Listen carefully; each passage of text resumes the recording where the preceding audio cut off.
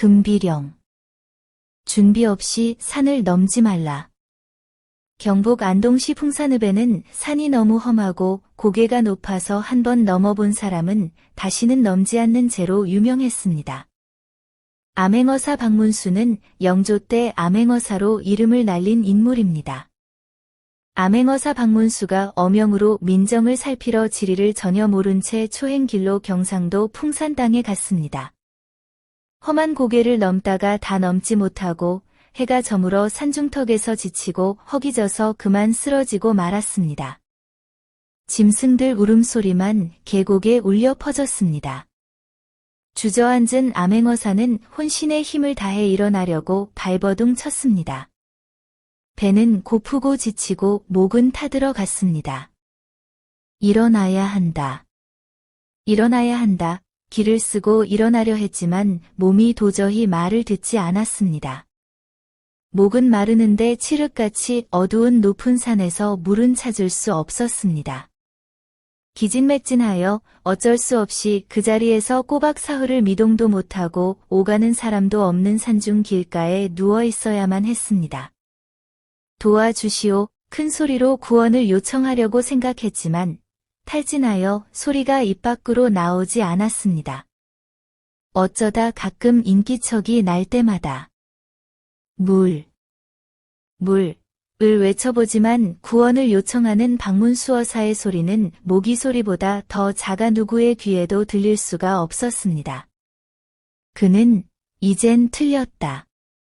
죽음을 기다리고 있었습니다. 삶을 포기했던 것입니다. 어쩌다 지나가는 사람이 있었으나 징그러운 뱀을 쳐다보듯 별 관심 없이 그냥 지나쳐버리고 말았습니다. 그는 최후의 결단을 하였습니다. 이제 틀렸어. 체념한 듯 지그시 눈을 감고 삶을 포기했습니다. 바로 그때였습니다. 대여섯 명의 안악들이 산에 나무를 캐러 왔다가 이 광경을 보게 되었습니다. 웬 사람이 여기 있지? 옷차림을 보니 거지인가 봐. 죽었나? 글쎄. 그런데 그 남자는 물 하고 목청껏 외쳤습니다.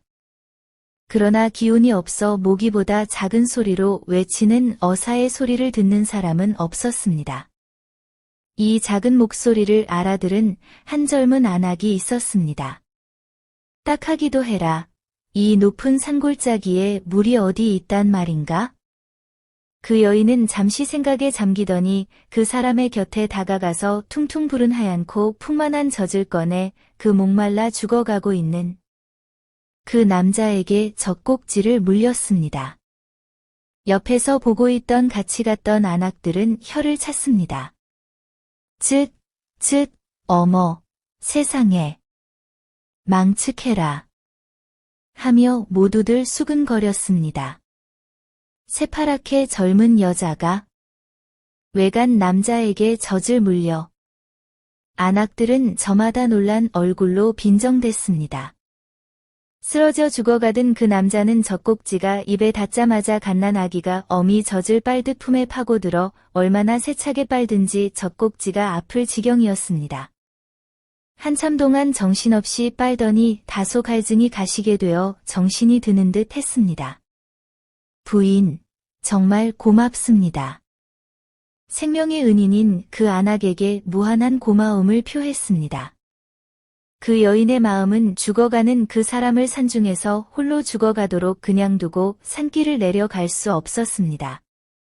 무거운 나물 보따리를 이고 그 남자를 부축하며 고갯길을 천천히 산 아래로 내려갔습니다.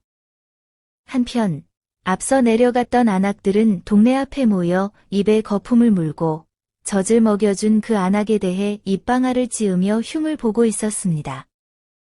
어떻게 미치지 않고서야 그럴 수가 있지? 그래요. 서방 있는 년이 그따위 짓을 할 수가 있어? 못된 년이야. 하며 그 여인을 몹쓸 년, 환양년 하며 욕을 하였습니다. 그 말은 남편에게까지 전해지고 남편은 참을 수 없이 분노했습니다. 몸을 부르르 떨며 이를 빠드득 갈았습니다. 절대로 용서하지 않겠다. 도저히 용서할 수 없다. 오면 죽여버리겠다. 며 도착하기만을 기다리고 있었습니다. 한참 후에 아내는 머리에 산나물 보따리를 이고 그 남자의 어깨를 부축하고 동네 어귀에 들어오고 있었습니다. 3355 수군거리던 동네 사람들 사이로 돌진하는 한 사람이 있었습니다. 그 여인의 남편이었습니다. 남편은 아내에게 달려들어 이 환양년, 그게 할 짓이냐? 생전 모르는 놈에게 젖을 먹였어? 남편은 흥분하여 아내를 마구 때렸습니다. 아내는 정신없이 얻어맞고 이마에는 피까지 났습니다. 제가 잘못했어요. 아내는 애원했습니다. 용서해주세요. 제발 하며 남편 앞에 무릎을 꿇고 빌었습니다. 겨우 살아나 생명을 구하고 비틀거리며 간신히 일어난 박문수는 남편의 매질을 가까스로 막으며 말했습니다. 잠시 참으시고 내 말 좀 들어보시오 하며 말렸습니다. 그러자 남편은 불난데 기름을 끼얹은 듯 더욱 화를 냈습니다. 뭐라고, 이 자식아, 하며 다짜고짜 박문수 어사의 얼굴을 향해 주먹을 날렸습니다.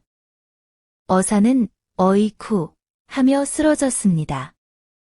몸이 온전히 성치 못한 암행어사 박문수는 코피를 쏟으며 벌렁 뒤로 나자빠졌습니다. 그런데도 남편은 더욱 화를 못 참아 이 새끼 죽여버리겠다 고하며 쓰러져 신음하는 박어사를 향해 사정없이 발길질을 또 했습니다. 동네 사람들은 구경만 하고 있을 뿐 아무도 그 싸움에 나서서 말리는 사람은 없었습니다. 그런데 갑자기 누군가의 입에서 놀란 비명이 터져 나왔습니다. 암행어사다. 이 말에 모두가 소스라치게 놀라 달아났습니다. 땅에 쓰러진 암행어사 박문수가 발길질을 피하느라 몸부림치면서 허리춤에 차고 있던 반짝이는 암행어사 마패를 사람들이 본 것입니다. 마구 발길질을 하던 남편의 얼굴은 금세 새파랗게 질려 있었습니다. 감히 암행어사를 발길질하고 코피까지 나게 한 것입니다. 이 광경을 보고 있던 사람들도 모두 얼빠진 모습들이었습니다. 아이고, 남편은 암행어사 앞에 무릎을 꿇고 빌고 있었습니다. 어사님 죽을 죄를 졌습니다. 목숨만 제발 살려주십시오. 암행어사 박문수는 이제야 겨우 정신을 차리고 몸을 일으키더니 무릎 꿇고 있는 남편을 보았습니다. 이 순간 암행어사 박문수는 깊은 생각에 잠겼습니다. 백성들이 죽어가는 사람의 목숨이 귀하고 소중할진데 어찌하여 풀밭에 개구리 보듯 아무 관심 없다가 이까짓 어사 마패에는 왜 저렇게 관심이란 말인가? 사람들은 어사 마패만 무서워하는구나. 사람들이 무서워하는 것은 소중한 사람의 목숨이 아니라 이 암행어사 마패야. 혼자 깊은 생각에 잠기다가 정신을 가다듬고 근엄하게 그 남편에게 말했습니다. 나는 오늘 당신의 아내가 아니었으면 저 산속에서 죽고 없었을 것이오. 난 오늘 당신의 아내 덕분에 목숨을 건졌소. 당신의 아내는 실로 아녀자로서 행하기 어려운 자비를 베풀어 나의 목숨을 구해 주었소. 당신의 아내는 나의 생명의 은인이오. 그러나 오늘 당신의 행패가 너무 극심하여 용서할 수 없소. 전, 후 사정을 알아보지도 않고 사람을 그렇게 때리는 법이 있소? 무고한 사람을 때린 죄가 매우 크오. 당장 벌을 줄 수 있으나 당신 아내의 은혜 때문에 오늘은 이만 가겠소. 그동안 집에서 근신하고 기다리시오 라고 하고는 마을을 떠났습니다. 아이고, 이제 죽었구나. 암행어사를 때리고 발길질까지 한 남편은 부르르 떨며 어찌할 바를 몰랐습니다. 큰 죄를 받을 운명에 처해 지옥문 앞에라도 서 있는 심정이었습니다. 며칠이 지나자 관가에서 그에게 출두 명령이 내렸습니다. 동원 관가에 나아가 부부가 나란히 앉아 벌벌 떨고 있는데 암행어사가 앉았습니다. 부부는 납작 엎드려 제발 목숨만 살려주십시오. 그러더니 어사가 남편에게 말했습니다. 부디 아내를 아끼고 사랑해 주시오. 그리고는 이렇게 덧붙였습니다. 생명을 구해준 은혜에 보답하고자 하오. 사양 말고 받아주시오. 두 분을 위하여 얼마간에 전답을 준비하였으니 부디 행복하게 잘 살아주시오. 이건 어찌된 일인가? 꿈인가 생시인가? 큰 죄를 받을 줄 알았던 남편은 아내 덕에 죄를 면하게 되어 감격하여 눈물을 흘렸습니다. 그리고 감사했습니다. 그리고 이 말은 후에 전설처럼 세상에 널리 알려지고 부부는 행복하게 잘 살았다고 합니다. 암행어사가 죽을 뻔한 그 고개를 사람들은 오늘날 금비령이라 부른다고 합니다.